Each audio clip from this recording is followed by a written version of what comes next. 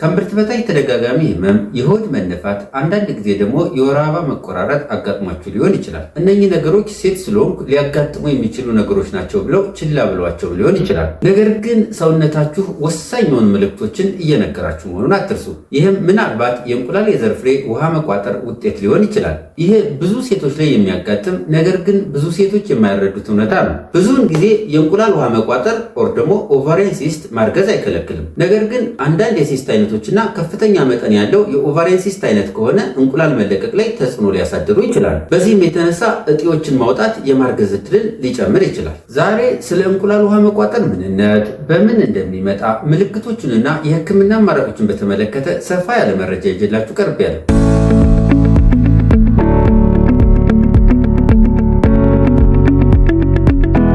በነገራችን ላይ ከዩቲዩብ አናሊሲስ ባገኘሁት መረጃ መሰረት አብዛኛው ሰው ቪዲዮን አይቶ ሰብስክራይብ ሳያደርግ ይሄዳል። የምለቃቸው ቪዲዮዎች እይታም እንዲኖራቸው ቪዲዮዎችን ላይክ፣ ሼር እና እንዲሁም ደግሞ ቻናሉን ሰብስክራይብ በማድረግ ብትጀምሩ ቪዲዮዎቻችን ለብዙ እህቶችና ለብዙ ሴቶች ለብዙ ሰዎች ተደራሽ ስለሚሆኑ ብዙ ሰው ይጠቀምበታል። ስለዚህ ቪዲዮን ላይክ፣ ሼር እና ሰብስክራይብ በማድረግ ጀምሩ። ለዚህ ቻናል አዲስ ከሆናችሁ ስለ ሴቶች ጤናና ስለ ስነ ተዋልዶ ጤናን በተመለከተ መረጃዎችን የማቀርብበት ቻናል ነው። ሰላም ጤና ይስጥልኝ። ዶክተር መሰለ ነኝ፣ የጽንስና ማህፀን ስፔሻሊስት ሐኪም። የእንቁላል ዘር ፍሬ ወይም ደግሞ የእንቁላል ውሃ መቋጠር በእንቁላል ከረጢት ውስጥ ውሃ መሳይ ነገር ፈሳሽ ሲጠራቀም የሚያጋጥም ክስተት ሲሆን ይህም ብዙ ጊዜ ብዙ ሴቶች ላይ ምንም ችግር የማያመጣ ምንም ጉዳት የማያመጣ አብዛኛው ሴቶች ላይ ሊያጋጥም የሚችል ነገር ነው። አንዳንዶቹ በወር አበባ ዑደት ምክንያት የሚፈጠሩ ሲሆን በጊዜ ሂደት በራሳቸው ይጠፋሉ። እነኚህም ፋንክሽናል ኦቫሪያን ሲስት የምንላቸው ሲሆን ይህም ብዙ ሴቶች ላይ የሚያጋጥመው ሲሆን ያን ያህል የጎላ የጤና ችግር የማያመጣና በጊዜ ሂደት በራሳቸው የሚጠፉ ናቸው። ሌሎቹ ደግሞ ረዘም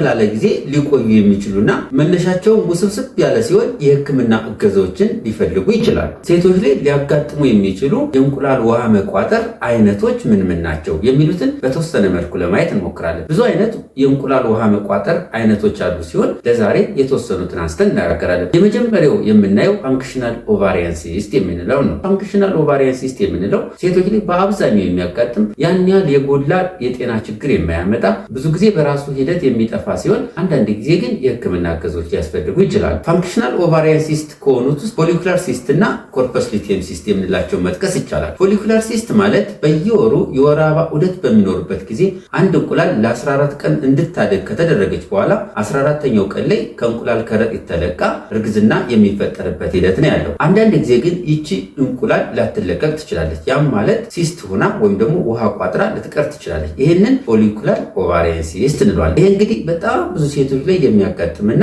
ምንም አይነት ችግር የሌለው በጊዜ ሂደት በራሱ የሚስተካከል የሚጠፋ ነው። ሁለተኛው ኮርፐስ ሉቲየም ሲስት የምንለው ነው። እርግዝና ከተከሰተ በኋላ እስከ 9 ሳምንት ባለው እርግዝናው እንዲቀጥል ከሚያደርጉት ሆርሞኖች አንዱ ፕሮጀስትሮን የምንለው ሆርሞን ነው። ይህንን ፕሮጀስትሮን የምንለውን ሆርሞን እርግዝናው ከተፈጠረ በኋላ እስከ 9 ሳምንት ድረስ የሚያመርተው እንቁላል ነው። ስለዚህ ይህ እንቁላል ይህንን ፕሮጀስትሮን ሆርሞንን ለማምረት ሂደት ላይ ስለሚሆን ጫና ስለሚበዛበት በዚህም የተነሳ እንቁላሉ የተወሰነ አበጥ ሊል ይችላል። ያም ኮርፐስ ሉቲየም ሲስት እንለዋለን። እንግዲህ ይህ ኮርፐስ ሉቲየም ሲስት እርጉዝ የሆኑ ሴቶች ላይ ነፍሰ ጡሮች ላይ በተለይ እስከ 2 ወር እስከ 3 ወር ድረስ ሊያጋጥም ይችላል። እንግዲህ ልጁ ፕሮጀስትሮንን በራሱ ማምረት ሲጀምር ኦቫሪ ላይ ያጋጠመው ሲስት ኮርፐስ ሉቲየም ሲስቱ በጊዜ ሂደት እየቀነሰ እየጠፋ ይሄዳል ማለት ነው። ሁለተኛው የኦቫሪያን ሲስት አይነት ወር ደግሞ የእንቁላል ውሃ መቋጠር አይነት ደርሞይድ ሲስት የምንለው ነው። ደርሞይድ ሲስት ብዙ ሴቶች ላይ ሊያጋጥም የሚችል ሲስት ነው። ይህም ከሌሎች የኦቫሪያን ሲስት አይነቶች የሚለየው በውስጡ እንደ ቅባት፣ ቆዳና ጸጉር የመሳሰሉ የሰውነት ክፍሎችን ውሃ ቋጠረው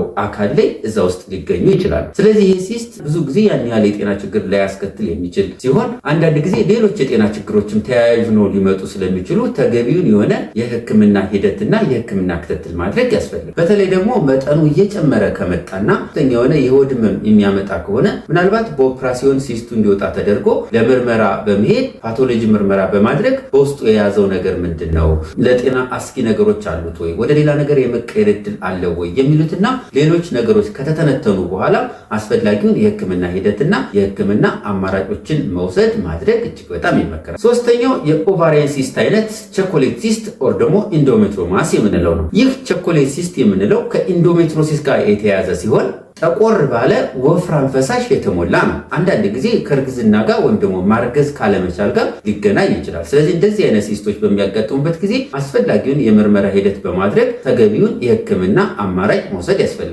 አራተኛው የኦቫሪያን ሲስት አይነት ሲስት አዲኖማ የምንለው ነው። ሲስት አዲኖማ የምንለው በመጠኑ ከሌሎች ሲስቶች ከፍ ያለ ሲሆን በውስጡ ሙከስ የምንለውን የፈሳሽ አይነት ሊይዝ ይችላል። መጠኑ ተለቅ ያለ በመሆኑ ምልክቶቹም ቶሎ የመታየትና የሆድ መጠንም ሊተልቅ ይችላል። በዚህም የተነሳ የሆድ መነፋትና ሌሎች ምልክቶች እንዲያጋጥሙ እንደ ምክንያት ሊሆን ይችላል። ስለዚህ በአልትራሳውንድ ሲታይ ወይም ደግሞ በአካላዊ ምርመራ ወቅት ተለቅ ያለ ሳይዝ ወይም ደግሞ መጠን ያለው ሲሆን ሙከስ አይነት ፈሳሽ የያዘ ሲሆን ከሌሎች የሲስት አይነቶች ምልክቱ ቶሎ ሊታይ የሚችልና ምናልባትም ሕክምናዎችን ቶሎ ሊፈልግ የሚችል የሲስት አይነት ነው። ለመሆኑ ለእንቁላል ውሃ መቋጠር ኦር ደግሞ ኦቫሪያን ሲስት ተጋላጭ የሆኑ ሴቶች የትኞቹ ናቸው? ከ20 እስከ 40 ዓመት ያሉ ሴቶች ለእንቁላል ውሃ መቋጠር ወይም ደግሞ ኦቫሪያን ሲስት ተጋላጭ ናቸው። ኦቫሪያን ሲስት ኦር ደግሞ የእንቁላል ውሃ መቋጠር ማረጥ ከደረሱ በኋላ የማጋጠም እድሉ እጅግ በጣም አነስተኛ ነው። ማረጥ አካባቢ ላይ ኦር ደግሞ ሜኖፖዝ ላይ ይህ ኦቫሪያን ሲስት ካጋጠመ ሌሎች ተጨማሪ ነገሮች ሊያጋጥሙ ስለሚችሉ ጥንቃቄ የተሞላበት የሕክምና ሂደቶችን ማለፍ እጅግ በጣም ያስፈልጋል። የሆርሞን መዛባት፣ እርግዝናና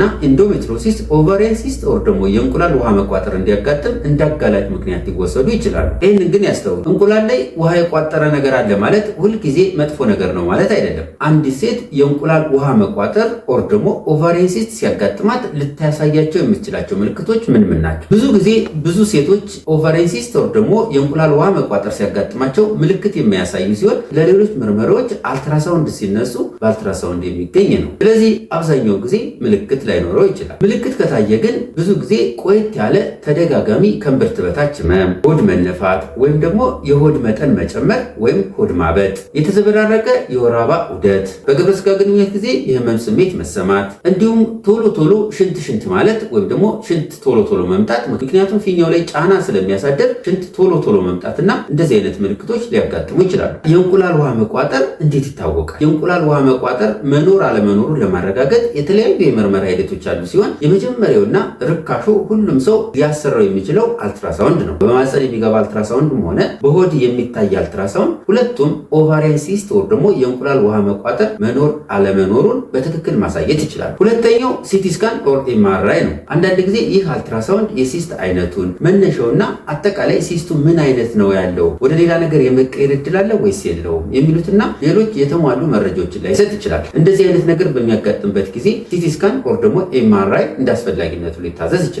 እነዚህ የምርመራ አማራጮች በትክክል የኦቫሪያን ሲስት ወይም ደግሞ የእንቁላል ውሃ መቋጠር ምንነቱና ከየት እንደተነሳ በውስጡ የያዛቸውን ኮንተንቶች መረጃ ተንትነው ሊያቀርቡ ይችላል። ስለዚህ በእነዚህ መረጃዎች ተንተርሶ የተለያዩ የሕክምና አማራጮችን ማቀድ ይቻላል ማለት ነው። ከዚሁ ጋር ተያይዞ ሌሎች የደም ምርመራዎችም ያስፈልጋሉ። አንዳንድ ጊዜ የኦቫሪያን ሲስት ሲያጋጥም ወይም ደግሞ እንቁላል ላይ የተለየ ነገር ሲያጋጥም ምናልባት ይህ ያጋጠመው ነገር እኛ እንዳሰብነው ቤናይን ነገር የሆነ ወይም ደግሞ ምንም አይነት ችግር የለውም ብለን እንዳሰብነው ላይሆን ይችላል። ስለዚህ እነኚህን ነገሮች ለመለየት የደም ምርመራዎች ሊያስፈልጉ ይችላሉ።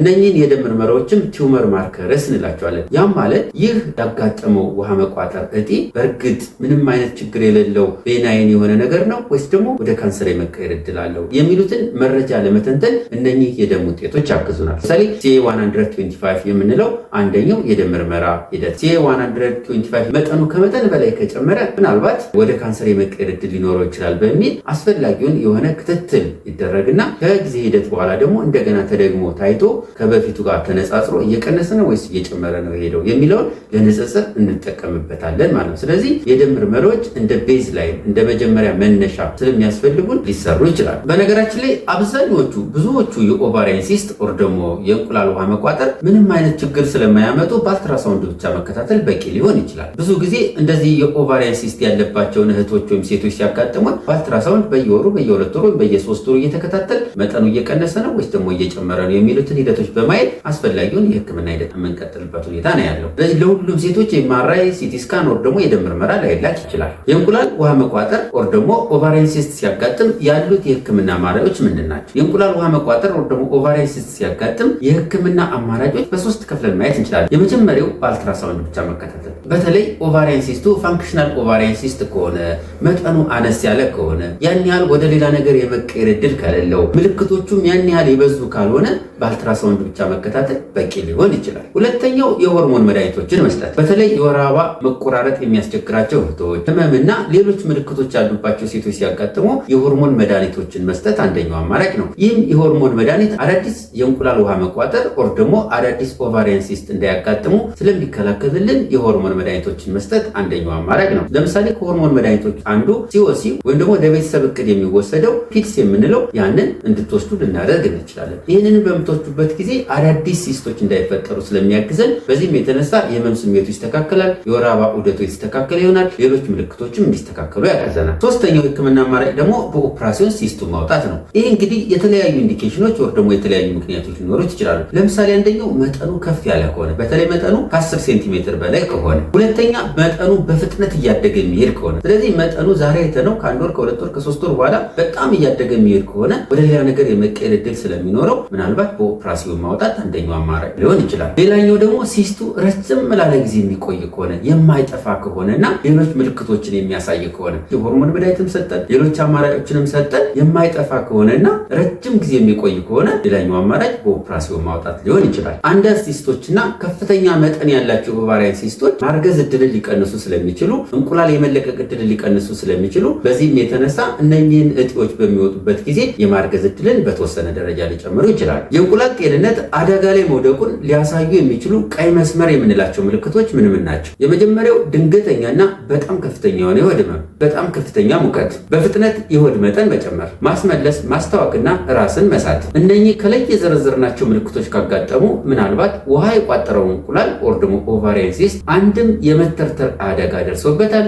አሊያም ደግሞ የመጠማዘዝ አደጋ ደርሶበት ሊሆን ይችላል። ስለሆነም እነኚህ ምልክቶች ካጋጠሙ ቶሎ ብሎ ወደ ህክምና ቦታ በመሄድ አስፈላጊውን የሆነ የህክምና እገዛ ማግኘት እጅግ በጣም ያስፈልጋል። በነገራችን ላይ በዓለም ላይ በጣም ብዙ ሴቶች ቢያንስ አንድ ኦቫሪያን ሲስት ኦር ደግሞ ውሃ የቋጠረ እንቁላል ይኖራቸዋል። ብዙ ጊዜ ግን ምልክት ላይኖረው ይችላል። ስለዚህ ጭንቀትን ይቀንሱ፣ አይረበሹ። ሰውነት የሚያሳየውን ምልክት በአግባቡ መረዳትና ማጤን ጤናን ለመጠበቅ እጅግ በጣም ያግዛል። ቪዲዮ ለሁሉም ሴቶች ጠቃሚ ስለሆነ ላይክ፣ ሼር በማድረግ ለሌሎች ሰዎች እንዲደርስ ያደርጉ። እንዲሁም ቻናሉን ሰብስክራይብ በማድረግ ቤተሰብ ይሁኑ። በዚህ ቪዲዮ ላይ ያልተመለሰልዎት ጥያቄ ካለ አስተያየት መስጫው ላይ ያስቀምጡ። ለዛሬ ያዘጋጀሁት ይህንን ይመስላል። በቀጣይ በሌላ ፕሮግራም እስከምንገናኝ ቸር ሰንብቱ።